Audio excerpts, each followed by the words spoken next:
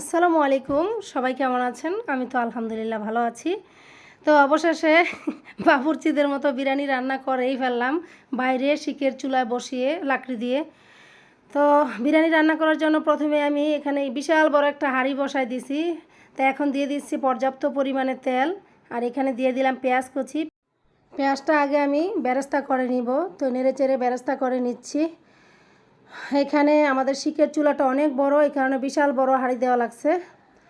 তো বেরেস্তাটা ভেজে আমি অর্ধেক বেরেস্তা উঠিয়ে নিব, আর বাকিটাতে সব মশলা দিয়ে কষাবো। এই যে বাবুর্চিদের মতো নাড়াচাড়া করছি আমি মানে আশপাশ দিয়ে অনেক ধোঁয়া আসছে, চোখে তাকাইতে পারতেছি না। এই যে অর্ধেক বেরেস্তা উঠিয়ে নিয়েছি, আর অর্ধেক বেরেস্তা এখানে আমি নামিয়ে নিয়েছি হাঁড়িটা।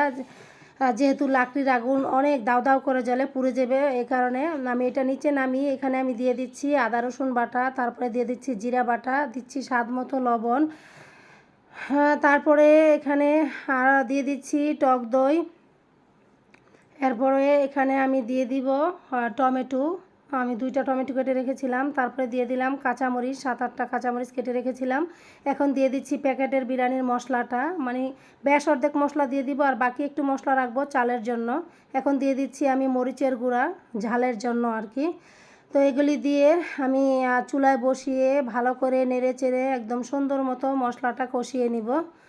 তো আমি নেড়ে চেড়ে মশলাটা কষিয়ে নিচ্ছি, দেখতেই পাচ্ছেন, তাকাইতে পারতেছি না আমি।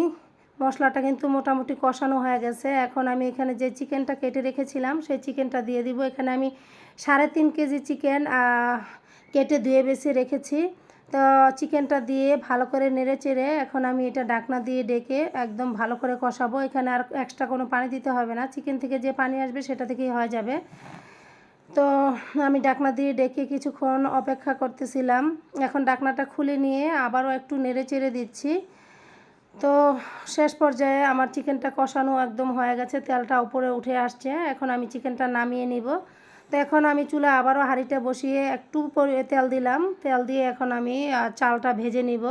এখানে একটু ঘিও দিয়ে দিচ্ছি, একটু তেল আর একটু ঘি, 2টা মিশিয়ে দিচ্ছি। তো চালটা আমি দিয়ে দিলাম। এখানে আমি 2 কেজি চাল আগেই ধুয়ে রেখেছিলাম। তো চালটা দিয়ে এখন আমি হাতলের সাহায্যে নেড়ে চেড়ে ভালো করে চালটা ভেজে নিব। তো চালটা ভাজার সময় আমি আগেই এখানে লবণ অ্যাড করে দিয়েছি।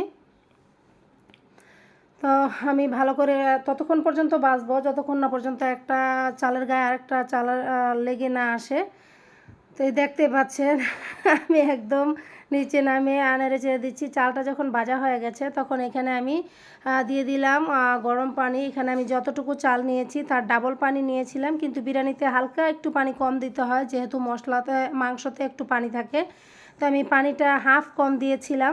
তো এখন দিয়ে দিচ্ছি কিছু কাঁচামরিচ। তো দিয়ে একদম নেড়ে চেড়ে সব কিছু এখন আমি ঢাকনা দিয়ে ডেকে দিব একদম পানিটা কমে যাওয়া পর্যন্ত। তো পানিটা কমে গেছে, পরে ঢাকনা উঠিয়ে এখন আমি যে চিকেনটা রান্না করেছিলাম সেই চিকেনটা অ্যাড করে দিলাম। চিকেনটা অ্যাড করে ভালো করে একদম রাইসের সাথে মিশাতে হবে। দেখতেই পাচ্ছেন পানিটা মোটামুটি যখন সমান হয়ে আসছে তখন কিন্তু আমি মাংসটা মিক্সড করেছি। তো এখন আমি এগুলি দমে দিব, সবগুলো একসাথে করে একদম চেপে দিয়েছি। এখন আমি যে বেরেস্তাটা উঠিয়ে রেখেছিলাম সেই বেরেস্তাটা দিয়ে দিলাম, আর বেরেস্তা দেওয়ার পরে এখানে আমি অ্যাড করব হচ্ছে কিছু ঘি। তো ঘিটা আমি এখন দিয়ে দিচ্ছি। ঘিটা দিয়ে 10 মিনিট দমে দিয়েছিলাম। এই যে এখন আমি আবারও সবগুলি উল্টিয়ে পাল্টিয়ে দিচ্ছি। দেখতেই পাচ্ছেন বিরিয়ানিটা কিন্তু একদম ঝরঝরা হয়ে গেছে। তো কারা কারা আমার মতো এরকম বাবুর্চিদের মতো বাইরে বিরিয়ানি রান্না করেছেন অবশ্যই জানাবেন। তো সবাই ভালো থাকবেন, সুস্থ থাকবেন, সবার জন্য অনেক অনেক দোয়া। আর যারা যারা এতক্ষণ আমার ভিডিওটা কন্টিনিউ করেছেন সবাইকে অসংখ্য ধন্যবাদ। আর সবাই আমার পাশে থাকবেন, আমিও আপনাদের পাশে থাকবো।